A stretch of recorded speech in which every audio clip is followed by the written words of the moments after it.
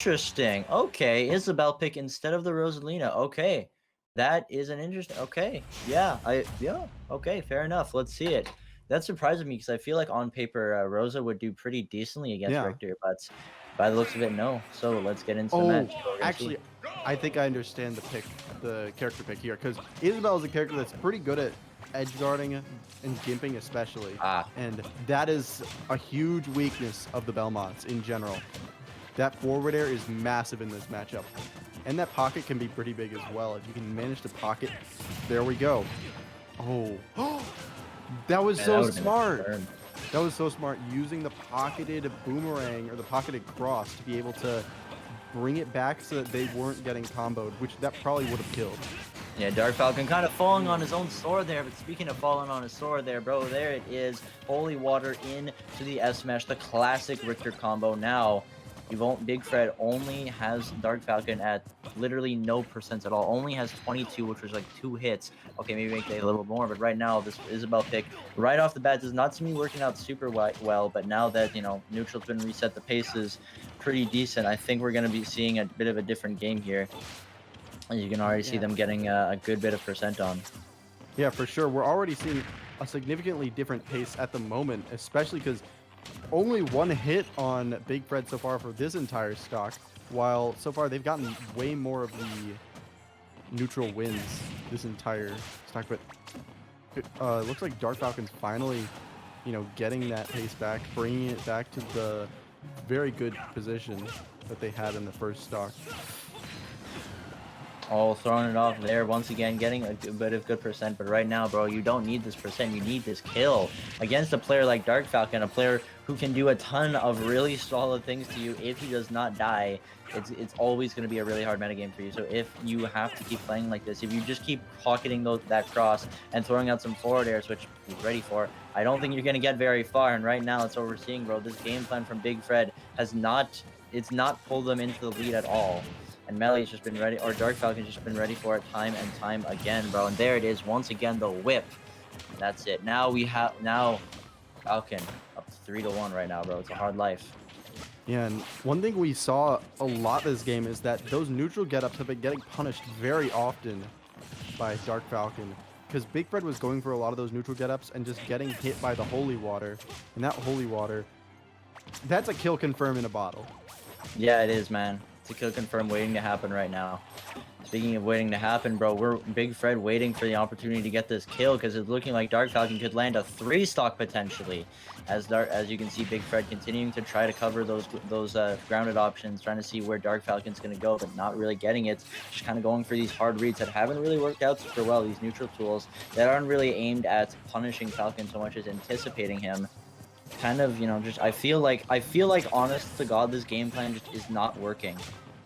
Yeah, I think this is a big example of, the old like question of, what? Oh, what? Okay, Dark Falcon with the extra steps there. The cross into the axe? He's sick, dude. That was insane. Dark Falcon going to take game number 1 in a 3-stock. Wow. Yeah. Wow. That was a perfect example of the very common answer to the question of if it's worth it to go for a good matchup if you're not as comfortable with it as your main. If it's a bad matchup for your main or a really good matchup for a character you like secondary, depends on how good you are with that secondary. And I think this is a good case for just going your main. Yeah, I think I kind of agree with you on that one, bro.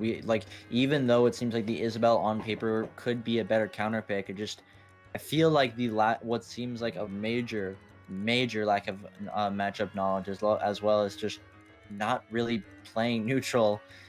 I don't. It's definitely not worth it, man. It's definitely not worth it. And I think once they're probably going to switch to Rosa here. If they do, they'll probably be able to get a lot more of those neutral wins, because Luma on their, like Rosalina and Luma can get quite a few gimps as well with that Luma, using that crouch to be able to get that Luma to sync, which actually can be huge because that allows for you to 2-frame a lot better. And that's pretty big against Richter. Yeah, it actually really is. But another thing that's probably going to be pretty big in this matchup is that you got a walking meat shield, right? You can just kind of let Luma take a few hits, and then in exchange, you can kind of, push in with some more safe poking moves, like, stuff like F-tilt, A few other things, just kind of like walk forward, let Luma get hits, punish. I think that's going to have to be kind of the game plan that we see here if we're gonna see There the you go. Rosalina at all. But I guess we're not going to another odd counter pick here. Mm-hmm. Big Fred going to rock Bayonetta instead. Okay, okay. I'm very Let's see how this confused. goes. I guess they just are not very comfortable with the Rosa Belmont matchup because they're just going Yeah. everything else. Literally everything else, and this Bayo is just also kind of showing to not really work out. You can see them kind of just fishing for the side B options and the combo options, and while if you land them, you'll get a nice a good amount of percent. It's Dark Falcon's probably just not going to allow you to get them right now, bro. For sure, and I mean, it's already a significantly better first stock than... Oh, wow, that was such great awareness there.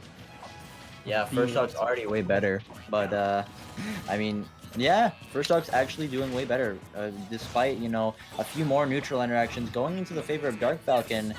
It's honestly just kind of been a pretty even game. Dark Falcon's been pretty decently consistently ahead, but right now, I mean, we could see Big Fred change that. Oh, I saw what they were going for there. Just was barely not enough because they were anticipating the tether recovery, so they went for the gun spin. Yeah. And because of that, we saw Dark Falcon avoid it. Side B. Oh, into the air dodge, got away. However, getting clipped by the holy water, that might not be enough resources, and it is not. Unfortunately, Big Fred getting 2-framed there by the falling holy water. It's gonna take them out. But I mean, honestly, they still, yep, there it is. They're still definitely in the game. Getting the at which time on, I believe the cross is going to secure them the stock to make this an even game. And this Bayonetta honestly should have been your first pick, because already you have a huge lead against Dark Falcon. Yeah, but Dark Falcon is one of those. Dark Falcon is one of those players. Out, dude. You do not count Dark Falcon out, even if they're down quite a bit, because Dark Falcon can just make it back so easily. Just one holy water, one cross, and it can be brought back to even so quickly. Oh my god, the clip, bro. What a damn. That was just really good. Big Fred was reading the air dodge, but instead got the forward air punish. And speaking of punishes, you cannot jump off the ledge against that holy water. You will die at 50, and that's exactly what happened. Now, completely even game. Like you said, you can't count out Dark Falcon ever. He's the darkest of the Falcons for a reason. I always found it funny though that his name is Dark Falcon, but he doesn't play Falcon. It's like he used to. Oh, okay, like he used to, yeah. Like at the beginning of Alt, I'm pretty sure, but he doesn't play much anymore. But yeah, he used to. All right. This might. Oh, ooh, if that were just a little bit of a better read on their SDI, that could have probably been the game right there. Okay, still trying to back up with those back airs. We're not quite getting enough of it. Oh, and the roll there. Okay. Oh, wait. He's at 69. This could be the turning point that Big Fred needs. Gonna get the upswing into the combo, into the forward air. Not gonna do it because that move is really, really weak for some reason. Forward air, F smash. Not quite gonna catch the defensive option. Now Dark Falcon not hitting that witch time. Trying to go for the risky F smash. That's gonna be a big punish. Gonna throw him off. Avoiding the cross. Just kidding. The axe still connecting. Ooh, and this is so scary for both of these players. That's it. Game 3. There it is, man. What amazing plays from Big Fred to read the option, bro. What a play, Big Fred earning this game 3. And that was some great stuff from Big Fred. A great idea of choosing Bayonetta, who can edge guard pretty well. And in addition, because Belmonts are one of those characters that really like to throw out those projectiles so much that give.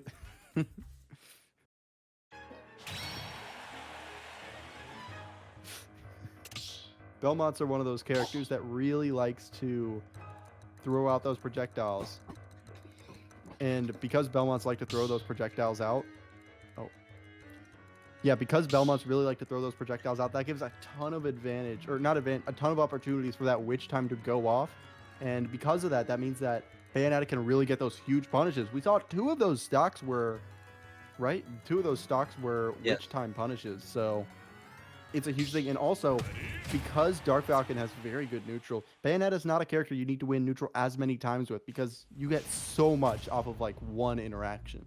Yeah, man, definitely agree with you there. I think the witch time was definitely the win condition in this matchup so far, and I mean, Big Fred's gonna make it the win condition too. Even as we go to Town and City, a stage where witch time kind of falls apart a little bit because you can witch time projectiles, but the distance is a lot. The distance that you have to like get to Falcon. Oh my God! Never mind. Forget whatever I was saying. Just 0 to Oh death. my. Dark Falcon landing it, bro. He is firmly ahead on this counter pick now. That was such a solid choice as well, because Town is one of those stages that you see a lot of really early kills off the side, and Yeah. that's what all of Dark Falcon's kills have been this entire set, side kills. Yeah, dude, Dark Falcon knows exactly how to kill with his character, and he's gonna do it because, Richter doesn't really have many up. I don't know if it's horizontal or vertical. Many up ways to kill, and Yeah, Dark vertical. Falcon realizes that What? and uses the stage counter picks to his advantage, catching the Legend invincibility in 50 seconds. He's taken 2 stocks. This man's going insane, bro. That's more than extra credit. All he has to do is write his name, and he's passed the test. So it's just a matter of time and to see if they remember their name. Oh. Wow, this is already such a commanding lead from Dark Falcon here. 48% of extra credit and an extra stock as well. And just, oh wow. I didn't know you could catch that after getting hit by it. Yeah, dude, it's surprising, isn't it? Oh, wait. Gonna be the Holy Water. This could be another F smash if there's no legend. Yep, there it is. You saw Big Fred not wanting to get caught by the same trick 3 times in a row. Oh, That's that's it? it. That's it. That's it. All right, Witch Time at least putting Big Fred on the board right now. Bayonetta is a character with a crazy combo game, but also a crazy kill game. And by kill game, I mean it's easy to kill her. We see that. There it is. Dark Falcon getting the JV3. And that's one way to end this entire set.